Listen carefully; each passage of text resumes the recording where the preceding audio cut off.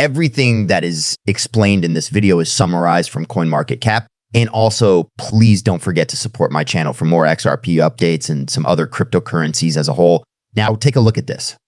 SEC settles long-running crypto lawsuit. The Securities and Exchange Commission, SEC of the United States, has reached a settlement concerning a lawsuit that compelled the securities regulator to hand over records about alleged conflicts of interest in its decisions regarding cryptocurrency enforcement. Empower Oversight's president offered arguments as to why the organization had agreed to settle the lawsuit with the United States Securities and Exchange Commission. Legal dispute between the United States Securities and Exchange Commission and Empower Oversight.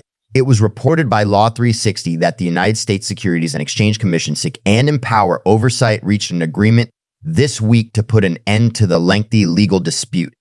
Because of this, there was a lot of confusion in the markets about whether or not the government watchdog had reached a settlement with the SEC addressing conflict regarding the manner in which the regulator made judgments on enforcement against cryptocurrency companies. We at Empower Oversight are definitely not done fighting for answers from the CC, said Tristan Leavitt, president of Empower Oversight, in a piece that was published on that. After receiving all of the records, he indicated that the only litigation that was resolved was the one that was filed against the CS in May of 2023. Other lawsuits are still being heard in court. Empower initiated settlement talks with the Securities and Exchange Commission after the presentation of those documents. Nevertheless, these discussions did not come to an end until we recently struck an agreement about attorneys' fees, as stated by the government watchdog. Ripple's chief legal officer, Stuart Alderodi, drops hints about SEC claims during XRP's settlement conference. In the SEC, there are two open requests. Two outstanding complaints with the SEC are still being pursued by Empower Oversight. To begin, the new problems that have arisen as a result of revelations in the records released by the SEC, looking for data that are of interest to the general public, such as looking for keywords of interest, is the focus of the current request, which is different from the previous one, which sought conversations between certain individuals. Second, Empower Oversight is looking for records pertaining to the SECV, Ripple litigation, a referral to the SEC owing about the management of Hyman's conflicts, and the first Royal lawsuit on litigation brought by former SEC officials. In the ongoing legal battle between Ripple and the United States Securities and Exchange Commission, see a recent statement made by John Reed Stark, a former commissioner of the SEC, concerning the sale of XRP on the secondary market, has sparked controversy. Noteworthy is the fact that pro-SRP attorney Bill Morgan quickly refuted Stark's allegation, which sparked additional discussion among the cryptocurrency community. In the meanwhile, investors continue to be concerned about the lack of clarity around regulatory requirements, and the intricacies of court rulings have a substantial amount of weight in determining the future of cryptocurrencies. A lawyer for XRP challenges the comment made by an ex-SEC official. In the midst of the ongoing legal struggle between Ripple and the SEC, pro-XRP attorney Bill Morgan has refuted a recent comment that was made by John Reed Stark, a former officer with the C. As was previously reported by CoinGate Media, the former official of the Securities and Exchange Commission asserted that the decision made by Judge Torres meant that secondary transactions of XRP could not be deemed investment contracts. On the other hand, the attorney responsible for XRP, Bill Morgan, contends that Stark's interpretation isn't correct. In the meanwhile, Morgan explained in a statement on social media that Judge Torres did not make any findings that were conclusive regarding the nature of sales of XRP on the secondary market. Instead, the court made it clear that it was not properly considering this matter when it was presented to it. In addition, he has provided a court document that he has released in order to back up his assertions. Particularly noteworthy is the fact that the court judgment stressed that the individual circumstances and economic reality of each transaction are taken into consideration when deciding whether or not such XRP transactions constitute investment contracts. Sales in the secondary market for XRE Bill Morgan, X is the source. While this is going on, Morgan's comment, which was made in response to Stark's argument that Judge Torres' logic in the Ripple case has garnered a significant amount of attention from those who are interested in the cryptocurrency industry.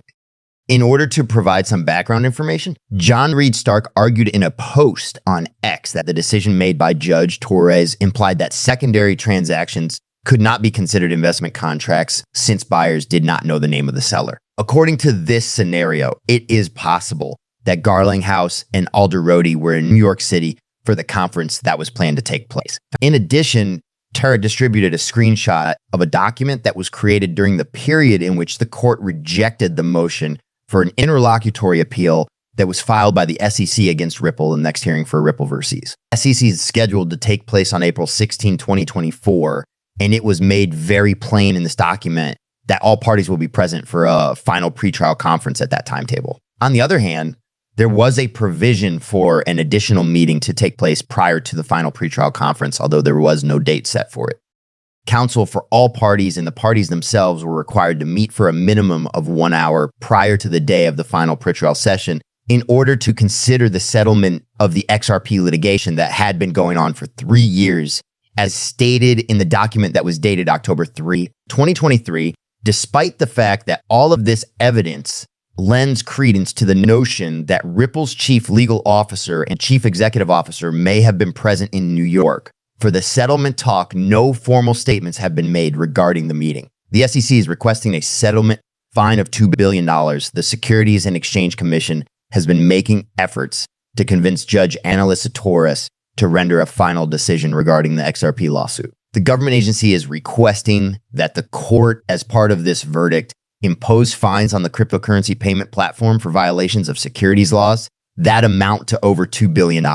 Disgorgement, prejudgment interest, and perpetual injunctions are not included in this as they are not applicable. In the XRP litigation that has not yet been resolved, Alderodi has expressed his disapproval of the $2 billion fine that the SEC has asked. As a regulator that trades in statements that are false, mischaracterized, and designed to mislead, he brought to light a few contradictions that the United States Securities and Exchange Commission exhibits. In light of the fact that Alderodi has pledged to submit a response on behalf of Ripple in the month of April, this probable meeting is adding a new facet to the uncertainty surrounding the XRP case. Investors are strongly encouraged to keep a careful eye on the sales operations that Ripple is conducting.